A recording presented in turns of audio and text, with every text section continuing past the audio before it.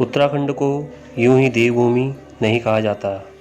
यह स्थान अपनी प्राकृतिक सुंदरता, शांत वातावरण एवं मंदिरों के लिए जाना जाता है, जिसके कारण देश के विभिन्न शहरों से लोग कुछ पल सुकून की बिताने के लिए और विभिन्न प्राचीन मंदिरों के दर्शन के लिए यहाँ आते रहते हैं। उत्तराखंड में कई प्राचीन मंदिर हैं, जिनके विषय में कुछ ही लोगों को जानकारी है। इन्हीं प्राचीन मंदिरों में से आज हम आपको एक अद्भुत मंदिर के दर्शन कराएंगे। नमस्कार दोस्तों, आपका स्वागत है मेरे चैनल दिल से पहाड़ी देवभूमि में। तो आइए दोस्तों, आपको ले चलते हैं उत्तराखंड के चंपावत ज़िले में, जहां यह चमत्कारी मंदिर जिसका नाम श्री आदित्य महादेव मंदिर है। यह मंदिर सुई गांव में स्थित है, जो चंपावत ज़िले के लोहाघाट नगर से लगभग 8 किलोमीटर की दूरी पर स्थित है। दिल्ली से लोहाघाट की दूरी 435 किलोमीटर है और हल्द्वानी से 185 किलोमीटर है। श्री आदित्य महादेव मंदिर को चार द्योली मंदिर के नाम से भी जाना जाता है, क्योंकि इस मंदिर में आसपास के स्थानीय देवताओं की भी पूजा की जाती है, जो भगवान भैरव की प्रतिमा के रूप में मंदिर में ही स्थापित की गई है। मुख्य मंदिर में भगवान शिव, भगवान सूर्य, भगवान विष्णु, माँ भगवती, नवग्रह, नंदी आदि की प्रतिमा स्थापित है और मंदिर परिसर में भगवान हनुमान, भगवान भैरव व अन्य देवी देवताओं के मंदिर हैं। कहा जाता है कि भगवान सूर्य की दिव्य प्रतिमा स्वतः ही इस मंदिर में उत्पन्न हुई थी। इसकी आस्था का अनुमान इसी चीज़ से लगाया जा सकता है कि यह मंदिर 25 गांवों के लोगों का एक इष्ट मंदिर है, जिसमें 20 गांव विषम और 5 गांव सुई क्षेत्र में आते हैं। मंदिर में जो भी पूजा पाठ के कार्य किए जाते हैं, उसके लिए इन 25 गांवों के सरपंचों के द्वारा ही नियुक्त पुजारी द्वारा संपन्न किया जाता है। ओंकारं बिंदु संयुक्तं नित्यं ध्यायन्ति योगिनः कामदं मोक्षदं चैव ओंकाराय नमो नमः। नमन्ति ऋषयो देव नमन्त्यप्सरसाङ्गनः नरा नमन्ति देवेशं नकाराय नमो नमः। यह मंदिर इन सभी 25 गांवों की आस्था व समस्याओं के निराकरण का एकमात्र ऐसा स्थान है, जहां पर सभी समस्याओं का हल चार जोली न्याय की गद्दी के द्वारा ही किया जाता है। भगवान के द्वारा अवतरित डांगरों के द्वारा हर किसी की समस्याओं को सुना जाता है और उसे उस समस्या का उपाय बताया जाता है। सच्चे मन से जो यहाँ अपनी इच्छा लेकर आता है, उसकी मनोकामना निश्चित रूप से पूरी होती है। यह मंदिर अपने इसी चमत्कार के कारण स्थानीय ही नहीं, बाहर के लोगों को भी अपनी ओर आकर्षित कर रहा है। इसका एक प्रत्यक्ष उदाहरण इस मंदिर का आषाढ़ी वायु रथ महोत्सव है, जिसमें हजारों लोग देश के विभिन्न क्षेत्रों से आकर अपनी उपस्थिति दर्ज कराते हैं, जो अपने आप में एक चमत्कार से कम नहीं है। लोगों की यह आस्था देखते ही बनती है कि मंदिर प्रांगण में पांव रखने की जगह तक नहीं रहती है। मुख्य मंदिर से 100 मीटर की दूरी पर एक माँ भगवती का मंदिर है।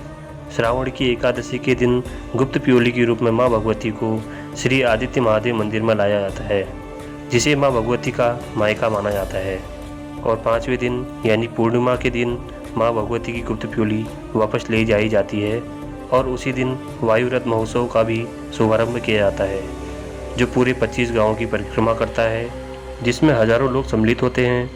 रथ को बिना रस्सी के भक्त अपने कंधों पर लेकर बिना रुके कटीली झाड़ियों, दुर्गम पहाड़ियों, खेतों, जंगलों के बीच से होते हुए पूरे क्षेत्र में वायु के वेग से बिना कहीं रुके हुए ले जाते हैं।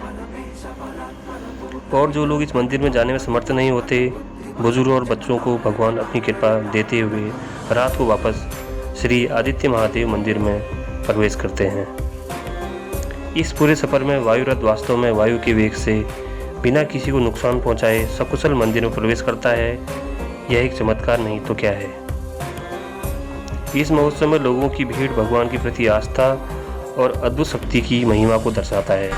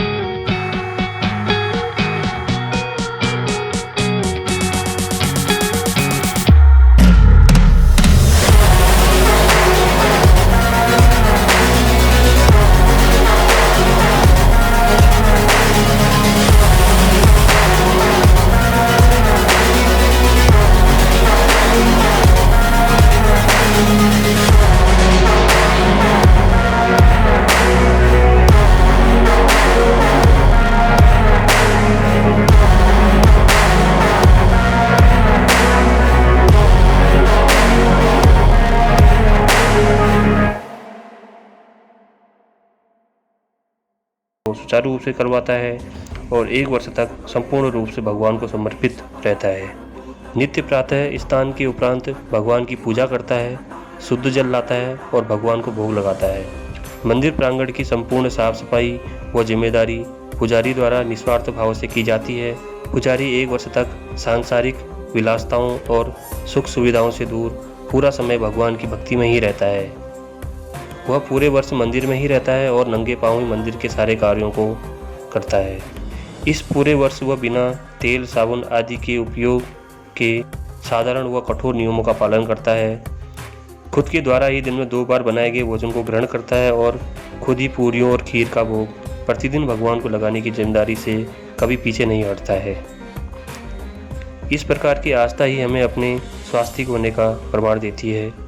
भगवान संपूर्ण प्राणियों की रक्षा करें और सुखी रखें। यदि आपको आज की जानकारी अच्छी लगी तो मेरे चैनल को सब्सक्राइब करें, लाइक करें और शेयर करना ना भूलें।